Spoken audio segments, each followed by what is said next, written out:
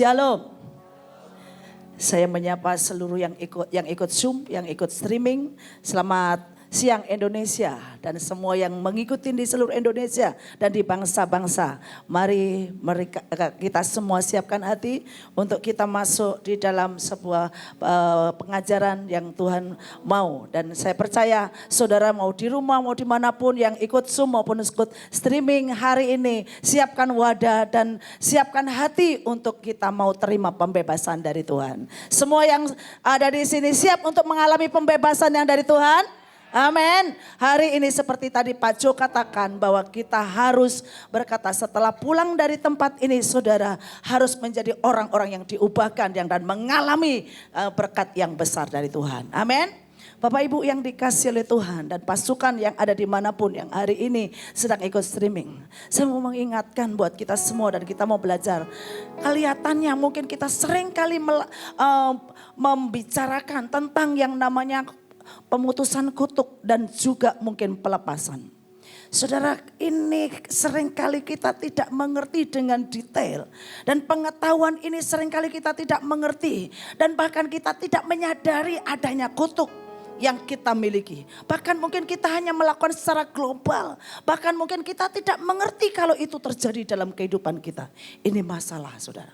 Nah saudara yang kasih, pada hari ini kita mau belajar minta roh kecerdasan ilahi, bahkan minta roh pengertian yang dari Tuhan supaya kita ini bebas. Amin. Saudara yang kasih dari Tuhan, itu dari sisi Tuhan. Tuhan itu katakan di dalam Yohanes 10 ayat yang ke-10b. Tuhan datang untuk memberikan hidup dan hidup yang berkelimpahan. Dan itu memang di pihak Tuhan. Tapi di pihak kita ada firman yang berkata begini saudara. Umatku binasa karena tidak berpengetahuan.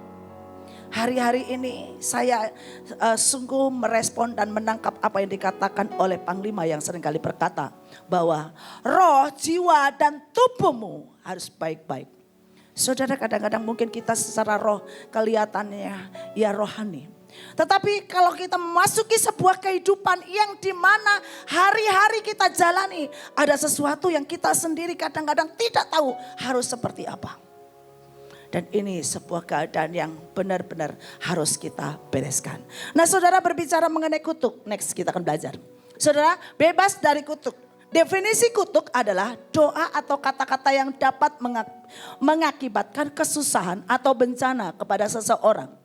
Kutuk keturunan adalah yaitu kesalahan atau dosa yang dilakukan oleh keturunan di atas kita yang diwariskan ke keturunan selanjutnya. Saudara, mungkin kita pikir yang kita sebut kutuk itu adalah perzinahan atau kita sebut kutuk itu adalah mungkin kegagalan. Tapi ini detail, mari kita pelajari, ada di roh, ada di jiwa, ada di tubuh. Nah saudara yang kasih, kita akan belajar. Pemahaman ya pola dosa yang diturunkan.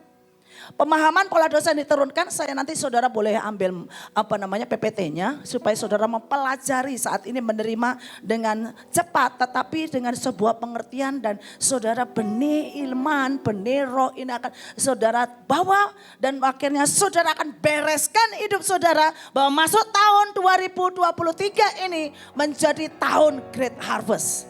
Amin. Saudara mengalami yang ajaib dari Tuhan.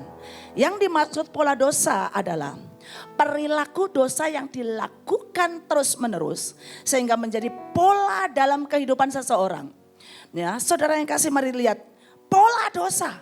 Dan pola dosa ini saya katakan kalau belum dibereskan di atas ini akan turun. Kenali sekarang ini engkau yang sudah punya anak atau kita yang sedang mungkin hari-hari ini ngalaminnya. Nah, pola dosa menjadi warisan dari generasi ke generasi. Kadang-kadang kan berapa banyak orang tua itu kalau anaknya mirip dikit, dasar kayak bapakmu, dasar kayak nenek gini-gini. Saudara sekarang mulai lihat kenapa ada sesuatu yang paling tidak suka dan itu menjengkelkan dan itulah yang dikatakan warisan. Mulai saya seringkali kalau ada sesuatu yang tidak baik dalam diri saya katakan mulai dari hidup saya. Ya, saya bereskan, saya patahkan dan tidak boleh diwariskan. Nah kalau itu sudah terjadi, saya ngomong kepada anak saya. Kamu tahu enggak, mama dan papa itu dulu yang pada waktu belum sembuh memiliki keminderan. Dan kalau engkau ada berarti engkau masih punya dan engkau harus berdiri dengan Tuhan dan engkau karena engkau sudah umur di atas 12. Dikatakan roh keminderan itu kutuk. Nanti kita belajar lagi. Ya. Di sini dikatakan begini. Misalnya pola dosa seksual tidak kudus, pola dosa manipulasi dan sebagainya. Dan pola dosa nenek moyang yang diturunkan membawa konsekuensi bagi generasi berikutnya. Baik dalam memiliki perilaku yang sama maupun terjebak dalam kondisi seperti yang terjadi pada leluhur. Konsekuensi dosa adalah maut. Dan dikatakan di dalam Yohanes 10 ayat 10a. Iblis datang mencuri, membunuh, membinasakan. Hal-hal yang ilahi, kita ini ada banyak banget yang dari Tuhan pasal demi pasal. Dan ada yang sebenarnya dicuri. Dan kadang-kadang kita gak sadar.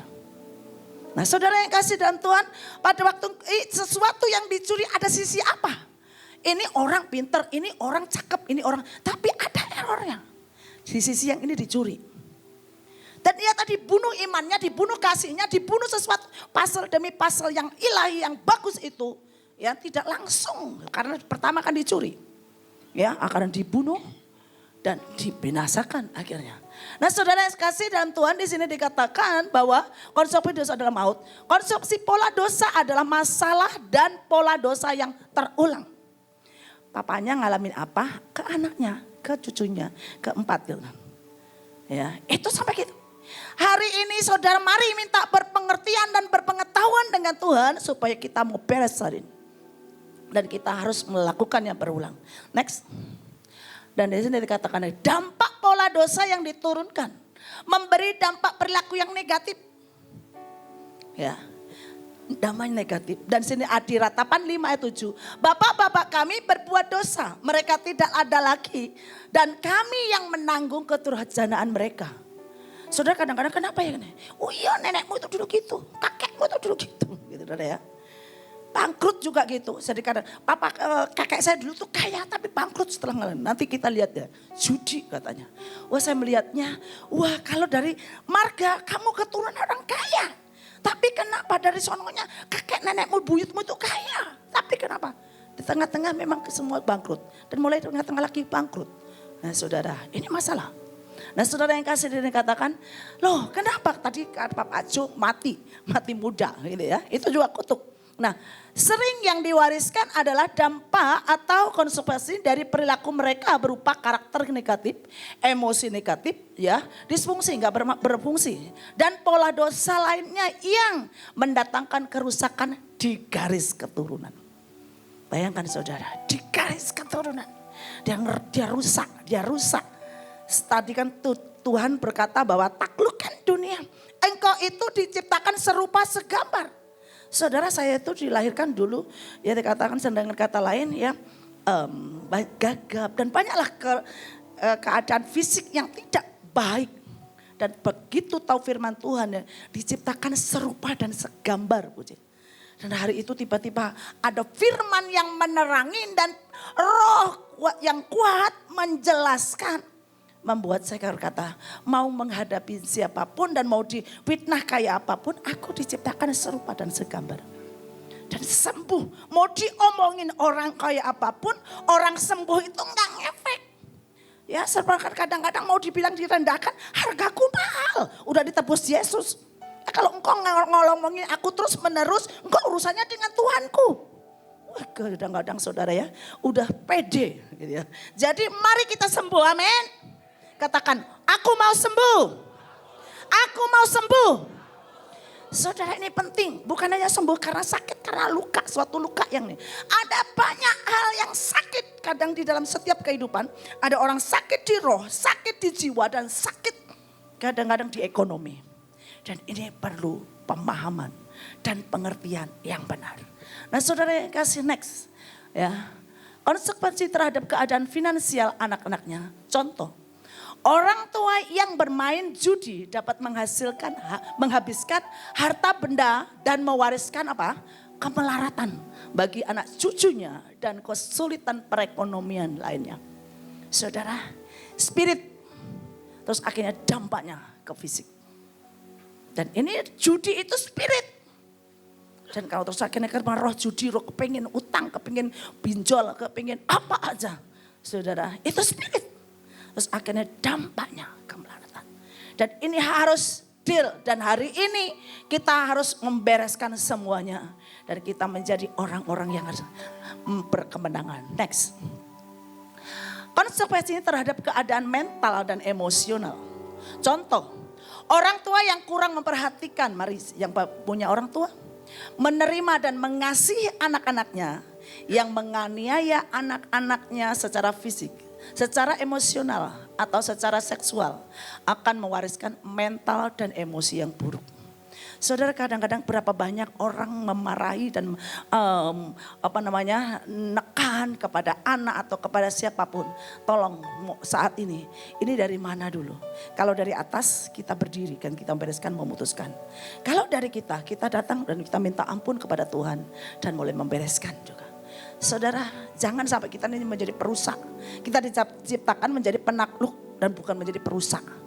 Secara tidak sadar kadang-kadang kita ini menjadi perusak. Ya, perusak yang akhirnya kita karena apa? Kita belum membereskan keadaan yang di atas mungkin yang diwariskan kepada kita. Dan kita belum sembuh sehingga kita juga akhirnya melakukan sama ya. Hari ini mari kita benar-benar dengan detail dan jadikan ini lakukan dengan kuat. Nah saudara, next, di sini dikatakan konsekuensi terhadap sistem etika dan nilai-nilai inti. Contoh, orang tua yang mempraktekkan dosa-dosa tertentu, menipu dan mencuri. Orang tua yang nilai-nilainya kacau, sangat materialistis, egois, atau mengutamakan status dan kedudukan akan mewariskan karakter yang jahat. Saudara, mulai kita ini mau masuk masa yang ada di mana kita sekarang ini, ya, mau menjadi pasukan terdahsyatnya Tuhan yang ada di akhir zaman. Yang kita mau melakukan yang besar dengan Tuhan. Dan kalau kita masih melakukan perjalanan yang terkendala, ya kita ini perlu membereskan semuanya.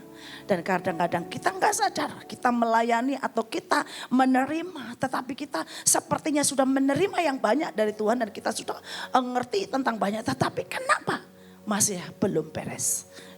Next. Konsekuensi terhadap keadaan rohani anak-anaknya. Contoh, orang tua yang mengaku percaya tetapi kehidupannya munafik.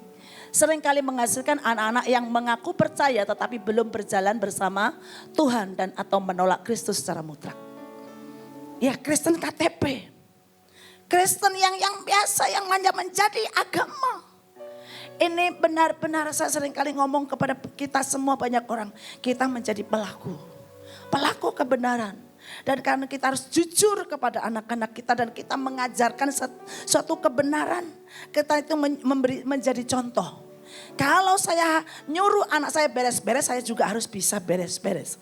Kalau saya menyuruh anak saya berdoa, saya harus bisa berdoa. Kalau saya menyuruh anak saya untuk berkata baik, ya, saya juga harus berkata baik.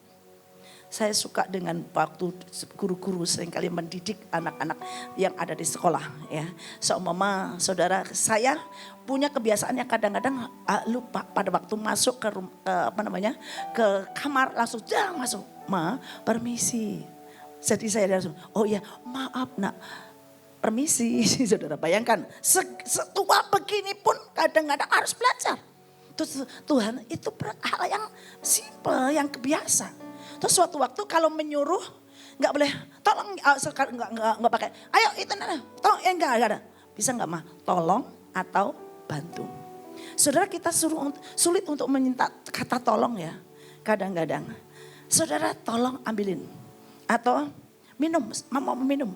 Bilang apa mah? Tolong, saudara ya. Dan itu tiba-tiba, ya. Kalau saya mau menciptakan rumah tangga yang dengan kata lain dengan rumah tangga yang baik dan dia tahu tentang, kalau saya sebenarnya katakan bisa enggak.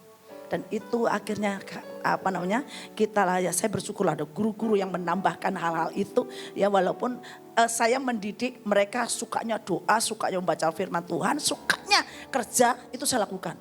Tapi ternyata ada hal-hal yang simpel yang tiba-tiba itu menambahkan dan akhirnya ya membuat sebuah keluarga pada waktu mau masuk saja saudara selalu ngetok pintu. Dan pada waktu mau menyuruh apapun minta tolong, boleh minta tolong. Nah saudara yang kasih, hal ini perlu pada waktu saudara mewariskan apa sih? Ya, firman Tuhan kan kita harus menjadi pelaku kebenaran. Dan itulah pada waktu kita menjadi pelaku kebenaran dan itu membuat semua yang kita lakukan, kita ini memiliki suratan yang hidup. Ya, khotbah saya 20 menit. Mungkin khotbah saudara atau saudara tahu firman Tuhan mungkin beberapa menit, tapi pada waktu saudara menjadi pelaku. Kenapa ya? Kenapa dan kenapa? Nah, saudara yang kasih karena menjadi pelaku. Next. Menjadi pintu masuk bagi kuasa-kuasa jahat, ya, pola dosa yang diturunkan oleh orang tua menjadi kelemahan, selanjutnya tertanam sebagai benih. Dan iblis masuk melalui kelemahan-kelemahan itu. Bila terjadi stimulan yang menyebabkan benih itu bertumbuh, maka terjadilah dosa pribadi sebagai penerus pola dosa. Saudara bayangkan, ya. Jadi kalau saya katakan kelemahan kita pikir ya memang kelemahan. Saudara bukan. Ada sebuah kelemahan yang mungkin kita miliki, yang dimiliki oleh nenek moyang kita. Dan terus kita berkata, ya kelemahan kami gitu. Dan kita bangga dengan kelemahan. Hai, pada waktu kita mulai sekarang, kalau ini terus menerus berarti bukan kelemahan. Dari nenekku gitu, orang tuaku gitu, ke saya gitu. Saudara bereskan. Dan itu kalau kita nggak bereskan, ya kita akan menurunkan lebih lagi. Belum ada kutuk itu selain dari nenek moyang, tapi ada kutuk lagi yang kadang-kadang kita nggak sadar. Detik kita nggak melakukan firman Tuhan dan detik kita, ya mungkin memberontak kepada orang, mungkin adalah pimpinan atau mungkin pasangan kita. Ya, nah itulah akhirnya yang menjadi dosa yang akhirnya kita turunkan dan akhirnya kita alami, terus kita seperti kayak dosa yang baru, kutuk yang baru. Nah, next.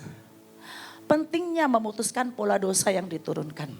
Sebagai tebusan Kristus perlu ketegasan untuk mengakhiri pola dosa itu. Kalau dengan saya katakan putuskan rantai itu. Putuskan rantai itu, wariskan berkat dan bukan kutuk. Di sini dikatakan lagi sebagai suratan Kristus perlu dibentuk pola kehidupan baru. Saudara, ciptakan suasana baru dalam rumah tangga saudara, dalam hidup saudara di dalam Tuhan. Ini penting sekali. Dan kalau kita menjadi orang yang menghidupi, buat saya katakan, semua orang tiba-tiba atmosfer di Indonesia itu tiba-tiba ada atmosfer yang luar biasa. Dan tiba-tiba penggenapan firman yang dikatakan dalam satu hari satu bangsa dilahirkan, itu terjadi karena apa? Banyak orang yang menjadi pelaku kebenaran. Dan melihat wajah-wajah saudara, melihat kehidupan saudara. Kenapa, ada apa di dalam hidup mereka ini. Nah ini perlu saudara. Nah saudara yang kasih, kita lanjut next. Allah memberikan kuasa bagi orang percaya untuk memutuskan pola dosa. Hidup tidak dikuasai oleh dosa. Ya. Dan saudara tahu, karena kita tahu bahwa manusia lama kita telah turut disalibkan supaya tubuh dosa kita hilang kuasanya, agar jangan kita menambahkan diri lagi, menghambakan diri lagi kepada dosa. Dikatakan di dalam 2 Korintus 5 ayat 17, ya. Di situ dikatakan bahwa jadi siapa yang ada dalam Kristus ia ciptaan baru. Yang lama sudah berlalu, yang baru sedang datang. Saudara, orang boleh pada waktu menjaim kayak apapun tentang orang tua saya, tentang mungkin saudara-saudara yang saya atau di atas saya, mungkin itu saudaranya ibu saya atau saudaranya bapak saya. Saya berkata, saya beda. Dan orang selalu melihatnya juga beda. Kenapa ya orang itu beda dari sama-samanya? Karena kita apa? Sudah bereskan. Ini loh pentingnya saudara ya.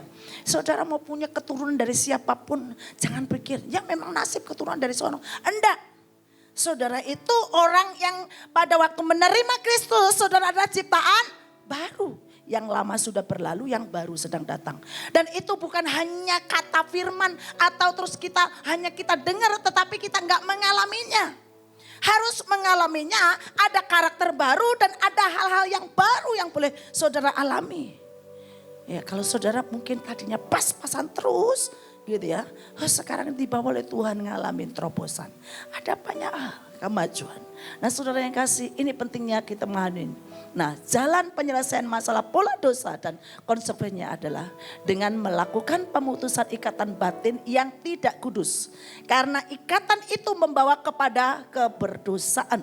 Ya, bukan memutuskan ikatan darah atau keluarga.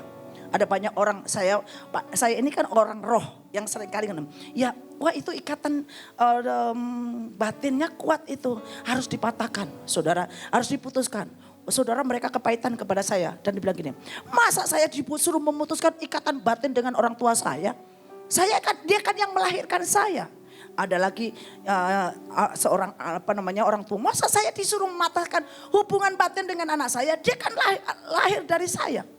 Mas saudara ya, bukan memutuskan secara, ini tadi dikatakan ya, bukan memutuskan ikatan darah atau keluarga. Saya masih yang memiliki adik atau mungkin saudara, tante atau om atau siapapun. Saya secara ini dia memang saudara saya. Tetapi saya ini yang baru, ciptaan baru, yang ilahi. Nah saudara yang kasih, ada bedanya. Dan terus akhirnya saya tetap tak saudara ini. Tetapi ada nilai-nilai yang di dalam Tuhan. Itu beda. Saya nggak tahu pada waktu mau mengajar ini dan saya mempelajari kebenaran ini saudara. Seringkali kadang-kadang ini betapa banyak orang yang kadang-kadang tidak tahu bahwa di atasnya itu ada hal-hal yang harus dibereskan. Dalam hidupnya itu harus dibereskan. Nah next saya akan agak cepat supaya sudah paham.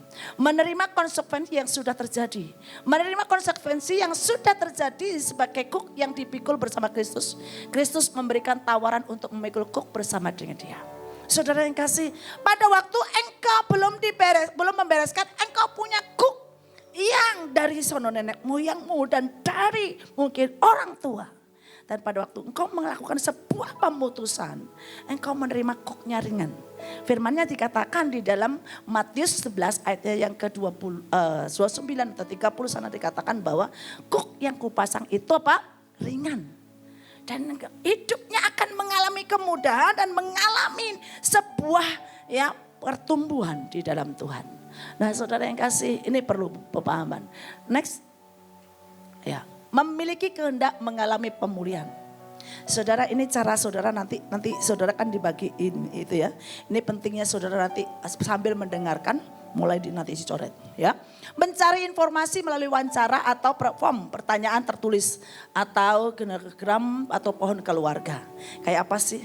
Saya tahu dari keluarga saya ini dulu. Oh, kakek saya begini.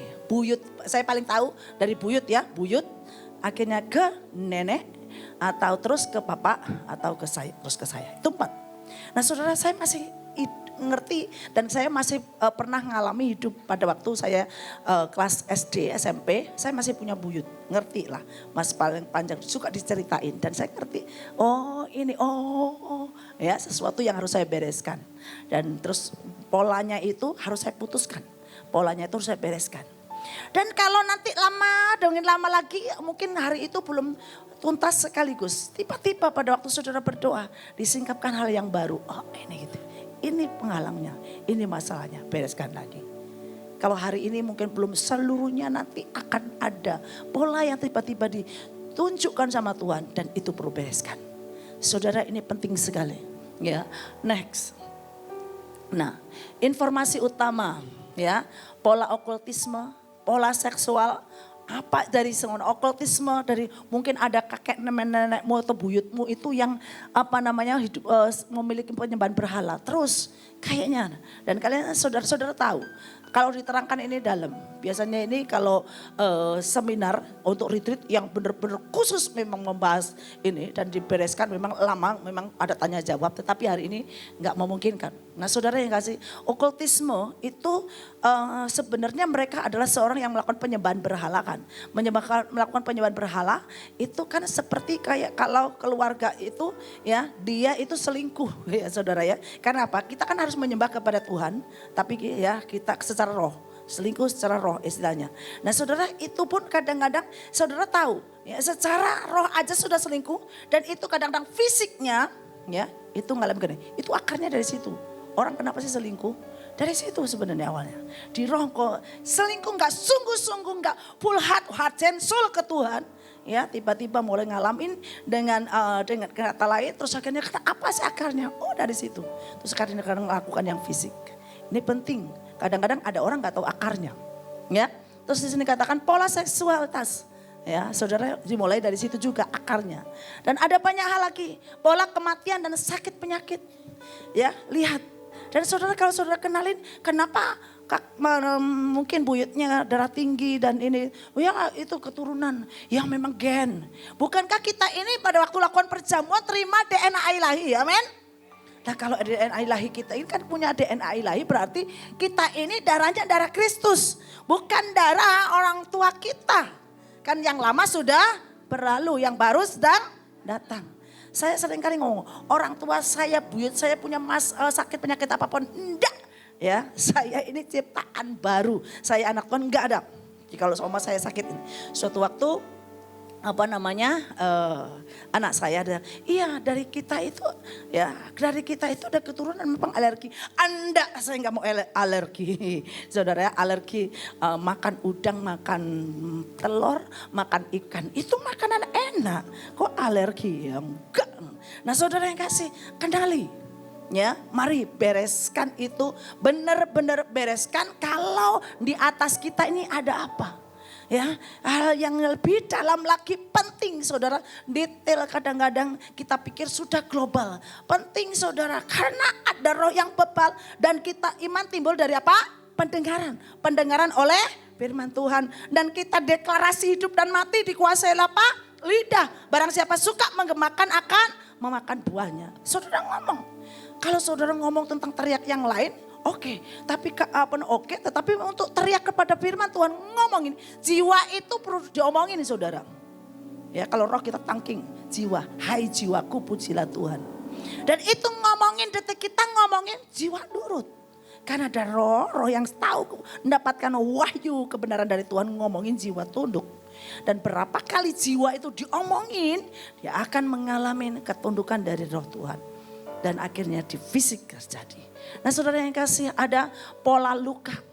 Luka, makanya kadang-kadang ya kalau engkau bergaul dengan orang yang kepahitan akan kayak nular. Nah saudara, makanya ini juga kalau kita ini seringkali pahit kepada siapa, terus anak kita dengar gini-gini, anak itu luka, pada anak itu enggak melakukan. Enggak ada urusannya dengan orang yang mungkin luka kepada kita. Karena apa? Pola itu tadi. Putuskan kalau saudara mulai pahit. Kelihatannya kan biasa. Kayaknya enggak dosa yang lain. Tapi itu bahaya saudara. Dan hal itu pun harus dibereskan. Dan ini lagi dikatakan pola dosa, reaksi tidak kudus. Ya, pola penipuan, pola rohani semu, pola emosi negatif, pola difungsi. Dan hal-hal yang kita tahu itu sudah dari sono, ya, kita harus mulai membereskan saudara. Kasihan kepada generasi yang kita lahirkan ke sono terus. Dan kalau saudara sudah punya anak yang sudah mulai besar, ngomongin kan, kasih tahu. Saya sering kali kalau lagi share dengan anak saya. Kita ini memang saya ngomong lah dari yang seperti Roma tadi. Ya Roma 6 ayat 6.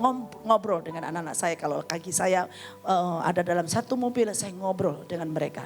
Jadi doamu itu nak seperti ini. Ya, mama juga belum kan menjadi mama yang sempurna. Kalau masih ada dan menurutmu kan nih, mama mungkin ada sesuatu yang kamu ngomong. Ya terus akhirnya kita mulai deal dan kalau mengatakan seperti itu dan mereka mengerti. Saya bersyukur akhirnya punya tim, ya teamwork dengan mereka. Yang karena dia juga mengerti sebuah pengertian yang dari Tuhan. Seringkali karena ketidakmengertian dan kita nggak mengajarkan, anaknya nggak tahu kenapa saya ngerti. Dan akhirnya dia mulai mengerti. Saudara, ini penting menjadi pelaku kebenaran firman Tuhan. Nah, hal yang lain, siapkan kondisi hati. Adanya kehendak untuk untuk pulih. Ada banyak orang itu nggak merasa perlu untuk disembuhkan. Saudara mau nggak mau kau terus selalu berkata, Tuhan aku mau sembuh. Aku mau sembuh. Dan kadang ada orang itu punya sakit di roh nggak sadar. Ada orang punya sakit di jiwa juga nggak sadar dan nggak tahu. Tapi pada waktu saudara berkata aku mau sembuh. Orang yang sembuh, percayalah saudara, orang yang sembuh itu akan menjadi orang yang punya gambaran yang dipulihkan dan disempurnakan. Kan kita diciptakan serupa dan segambar. Saudara, kalau kita serupa dan segambar terus tadinya dirusak, terus sekarang dipulihkan, itu wow. Ya, itu menjadi orang yang tiba-tiba luar biasa. Luar biasa. Dan saudara, pada waktu kita melihat orang-orang yang yang luar biasa ini berfungsi secara maksimal. Wow. Ya, itu bagaimana ya keadaan yang terjadi di dunia ini. Karena apa? Berfungsi secara maksimal.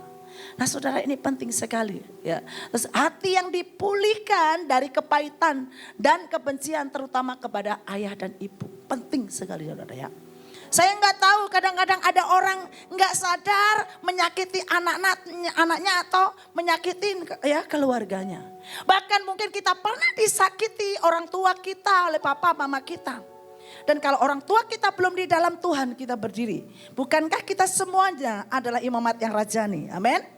Kalau kita ini imamat yang rajani berkata, ampuni Tuhan, nenek moyangku atau bapakku itu melakukan ini. Dan aku sekarang ini ya berdiri sebagai imamat yang rajani. Aku mau melepaskan pengampunan. Dan kita harus melepaskan pengampunan itu benar-benar melepaskan. Ada orang kadang-kadang bilang, ya memang gara-gara papaku, gara-gara mamaku, gara-gara ya nenekku, kakekku. Saudara marah dan gak mengampuni. Dan akhirnya menjadi pribadi yang murung, menjadi pribadi yang kesel, menjadi pribadi yang pahit, menjadi pribadi yang kecewa. Ya, saya sering kali melihat beberapa anak muda yang tiba-tiba saya peluk. Dan mungkin saya mau ngomong, saya begitu dia ngomong, terus akhirnya dia cerita sedikit, mulai cerita banyak, mulai bercerita. Saudara, kasihan. Saya katakan, kamu gak bisa menuntut siapapun ya nak. Kamu kalau mau sembuh, lepaskan pengampunan. Hidupmu kalau kamu menuntut terus akan seperti engkau di padang gurun, belum tentu orang itu akan sadar. Engkau yang sadar dan engkau yang tahu, hanya kau yang tahu dan engkau yang mengerti, kau lepaskan pengampunan. Enggak usah nuntut. Enggak usah nuntut orang siapapun, tapi hanya katakan, ajarin aku Roh Kudus, tolongin. Saya memiliki orang tua yang sangat sederhana. Dan dulu mungkin ada kekecewaan, kemarahan, kepahitan karena tuntutan kerja dan kerja. Tapi pada waktu saya sudah dilahirkan kembali dan dilahirkan baru dan mulai pemberesan hal-hal ini. Saya tuh bisa mengatakan melepaskan pengampunan. Siapapun saat itu mungkin dia belum tahu tentang firman Tuhan. Dia belum mengerti dan belum mengenal dan belum mengalami dan belum memahami. Kalau saya tuntut sampai kapan saya akan dipulih? Saya gak mau bodoh. Firman Tuhan dikatakan di dalam kitab Efesus, jangan hendaknya kamu bodoh. Ya. Dikatakan jangan bodoh, roh kebodohan itu kita ini kadang-kadang ada hembusan roh-roh yang kadang-kadang kita dengar dan kadang-kadang kita rasa di jiwa kita menuntut orang lain. Jangan tunggu orang lain. Engkau berkata aku berdiri kalau nenekku atau kakekku atau juga orang tuaku melakukan ini. Karena dia belum mengerti firman Tuhan. Di tahun itu andai kata aku hidup dan aku pun belum tahu. Dan aku berkata, Tuhan kasihan dia kalau dia enggak ditolong. Paling tidak saya melepaskan pengampunan menolong mereka. Paling tidak saya menyadari bahwa mereka itu butuh juga didoakan. Dan setelah melepaskan pengampunan saya berdoa, mendoakan dia. Saudara, terjadi sebuah ya pemutusan kutuk dan terjadi sebuah pemulihan. Saudara, ini penting sekali. Dan jangan sampai saudara menuntut yang tidak mengerti. Menuntut yang tidak mengenal Tuhan dengan benar. Dan saudara yang kasih yang kedua di sini dikatakan ya hal yang lain. Penolakan terhadap segala keterlibatan dengan dosa-dosa yang terjadi dalam kehidupan pribadi dan keluarga besar. Kreditnya di atas itu mungkin atau ruwetnya benang di atas itu. Ini dan itu melakukan ini dan itu. Cukup saudara berdiri. Waktu itu saya tidak tahu. Waktu itu dia juga tidak mengerti. Sekarang saya mengerti. Saya melepaskan pengampunan. Tolongin. Dan biar tidak ada benang ruwet itu kembali terjadi dalam hidup saya. Saya butuh dilepaskan. Saya butuh dia terima kelepasan dan butuh dia hidup dalam kebenaran. Saudara mungkin tidak terjadi seperti bim salah bim. Tetapi saudara tahu itu seperti di roh. Sebuah tali dilepas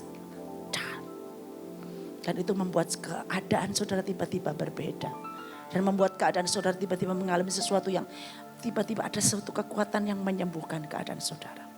Saudara kelihatannya nggak sakit secara tubuh dan kelihatannya nggak sakit mungkin kayak orang-orang yang lain, tetapi hatinya seseorang tidak ada yang tahu. kecuali Tuhan dan saudara. Dan bahkan mungkin kadang-kadang kita sudah tidak tahu terlalu kerasnya hati ini dan terlalu bekunya hati ini. Terlalu mungkin ya pahitnya keadaan. Saudara hanya butuh mengampuni. Butuh engkau jujur di hadapan Tuhan. Butuh engkau mendoakan orang yang mungkin ada keterlibatan dengan saudara. Nah saudara yang kasih, jangan pernah terus menuntut dan menyalahkan.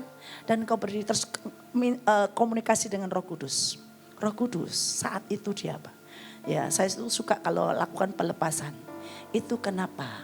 Ya di masa kecilnya itu seperti gini loh dan ini. Saya tiba-tiba, kok ibu tahu? Saya nggak tahu, yang tak ngasih tahu Roh Kudus. Dan Roh Kudus ngasih tahu saya untuk orang ini lakukan seperti itu. Dan pada waktu dia mulai jujur dan dikatakan, iya, dan dia nangis.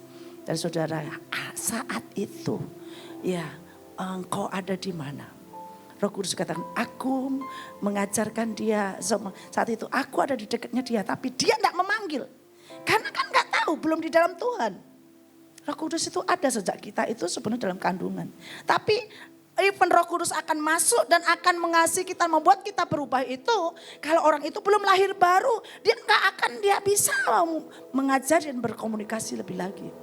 Nah kalau kondisinya seperti itu, kita gimana menuntut? Sekarang aku baru tahu, tolongin aku dan tolongin Roh Kudus, tolongin dia. Nah saudara yang kasih, mengizinkan Allah untuk bekerja semaksimal mungkin dengan caranya dan dalam waktunya. Saudara mari dengan Tuhan, kalau engkau satu saja ingin disembuhkan, engkau akan mengalami banyak kesembuhan. Bukan hanya disembuh di fisikmu, tapi engkau juga mengalami sembuh di yang namanya finansialmu. Ada banyak orang kadang-kadang pengen ngalamin peterobosan, pemulihan dan ini dan itu tentang finansial atau ekonominya. Tapi nggak tahu dasarnya, basicnya. Mari ya. Ini serius saudara. Next. Langkah doa memutuskan ikatan pola dosa. Memohon perlindungan. Saudara mulai doa untuk perlindunganmu Tuhan. Supaya ya keluargaku dan hidupku ya pada waktu aku berdoa. Engkau menjamin. Dan terus dikatakan pengakuan. Ngaku. 1 Yohanes 1 ayatnya yang ke-9 di sana dikatakan bahwa ya, 1 Yohanes 1 ayatnya yang ke-9 di sana dikatakan jika kamu mengaku dosamu maka ia ada setia dan adil maka dia akan mengampuni. Pengakuan ini seringkali ya kita ini enggak pernah menjadi orang yang mudah mengaku dengan Tuhan. Kalau saudara ini error pas waktu ngalamin ini jujur aja. Sorry tadi aku ketiduran. Gitu enggak saudara? Oh iya aku tadi doa. Rohani yang kita lakukan. Tapi ketiduran kenapa? Oh tidur juga baik kok. Ya. Tapi kalau kita hanya tidur karena sepanjang tidur terus ya yang orang yang gak mau bekerja, yang malas jangan makan. Pengampunan. Saudara pengampunan ini membuka pintu gerbang banyak hal. Tapi banyak orang tidak akan bisa gak mau saya ngampuni terlalu sakit, terlalu bodoh. Karena apa? Sampah kalau kita terus simpen makin lama makin busuk. Sampah kalau kita taruh di hati kita membuat ya hati kita akan semakin gimana kalau ada sampah itu saudara ya. Buang. Cara membuang sudahlah pokoknya Tuhan tolongin aku ini kenapa aku keras hati ya ampuni aku ini ada gendam, ada kecewa, ada yang ngomong saudara. Kalau saudara belum langsung bisa dengan orangnya itu langsung ngomong berulang-ulang dengan Tuhan tapi dengan tulus dan menginginkan. Memang benar-benar menginginkan untuk sembuh. Saudara banyak orang gak paham hal ini dan bahkan ya ini kalau saudara sembuh. Wah luar biasa. Hidup saudara akan merdeka dan mengalami banyak keajaiban. Ya, mari mau engkau sembuh. Ya, dan saudara kasih katakan apa? Doa pemutusan. Terus penolakan dengan kata lain tolak. Sesuatu yang memang benar-benar ini gak usah dimakan. Sampah gak usah dimakan saudara ya. Buang, tolak. Ya, seumur gini saudara itu gak suka makan ini terus saudara makan aja ya. Karena disuruh makan. Ya tolak ya. Saya bilang Puput sih suka ini ya biasanya suka minum teh ya gak kopi. Salah. Saya suka kopi. Ya kebalik gitu ya. Ya harus ngomong jujur kan, ada bilang oh iya nggak apa-apa. Ya saudara ngomong jujur. Nah saudara yang kasih, di sini kan pembatalan. Ya, batalkan kalau ada sesuatu yang suatu waktu semua saudara tiba-tiba lakukan sesuatu dan akhirnya ini batal dalam nama Yesus. Enggak, mengatakan sesuatu yang mungkin ya suatu waktu saya ini dengan anak saya ngomong saudara yang mama nggak ada uang, dalam nama Yesus tolak. Bukan nggak ada uang, ya. Dia ngomong nggak mau di dompet mama nggak ada uang. Oh belum diisi mama, jangan bilang nggak ada uang. Ya, anak saya teliti banget. Saya katakan, ya pikiran saya memang gak ada uang. Tapi dikatakan hidup itu kan dan mati dikuasai lidah. Dikatakan jangan ada. Ya belum ada uang, belum masuk uangnya. Kaki OTW jalan. Saudara ya. Dia katakan, wah pinter ya. Nah tapi kadang-kadang ada sebuah perkataan yang benar-benar itu sebenarnya membatalkan banyak hal. Tapi orang itu gak sadar. Ngomong kata-kata binatang, kata-kata ini atau kasar. Dan itu kalau sesuatu yang dikatakan itu tahu nggak dampaknya. Saudara kita ini kan disebutnya orang yang diciptakan serupa dan segambar. Dan Tuhan itu kalau menciptakan kita, perkataan kita itu berkuasa. Jangan sampai kita menyia-nyiakan sebuah perkataan kita. Melakukan sebuah perkataan kita dengan perkataan yang sia-sia. Nah di situ telah kita dikatakan pengusiran dan terus akhirnya perlindungan. Ada perlindungan dengan kata lain kita bukan dan doa berkat. Berkat. Saudara, orang siapapun yang saudara mungkin pernah kecewa, kebanyakan marah, berkati dan berkati, berkati dan berkati. Saudara menabur berkat akan terima berkat. Berkati tapi jangan ngomong, berkati dia. Ya udah deh berkati. Enggak gitu saudara ya. Hatinya udah sembuh dululah. Kalau hatimu sembuh, cara memberkatimu membuat orang akan rasain deh hal yang berbeda. Dan tiba-tiba terima kasih blessingnya. Terima kasih loh. Saya ini seringkali mendoakan orang. Dan tiba-tiba apa yang ibu doakan tuh dulu. Saya sudah gak ingat. Aku doain apa. Tapi dia seringkali itu terjadi dan dikatakan. Dan pada waktu dia ya Tuhan lah itu. Ya saudara kita ini kan hanya dipakai Tuhan. Nah maukah kita mau dipakai Tuhan. Dengan sebuah doa yang memberkati banyak orang. Saudara simpel. Tapi ini dulu loh. Bereskan hati saudara. Hari ini. Saudara ada sesuatu yang mungkin kutuk dan sekarang pelepasan. Mari engkau menjadi sembuh dan sehat. Mari engkau menjadi orang yang dipulihkan dan mengalami berkat Tuhan. Dan saya percaya hari ini sesuatu yang besar yang Tuhan siapkan buat kita akan dinyatakan bagi kita. Dan kalau itu adalah yang Tuhan ingatkan buat kita. Saya seringkali berulang-ulang ngomong. Mulai dari saya sampai anak saya dan keturunan selanjutnya. Enggak ada lagi. Saya pembuka secara baru. Saudara belum terlambat. Belum terlambat mau usia bapak ibu saudara berapapun. Hari ini putuskan untuk berkata aku mau sembuh.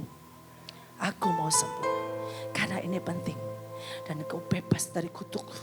Bebas dari kutuk. Ya. Kutuk itu bukan hanya perzinahan. Kutuk itu bukan hanya kebangkrutan.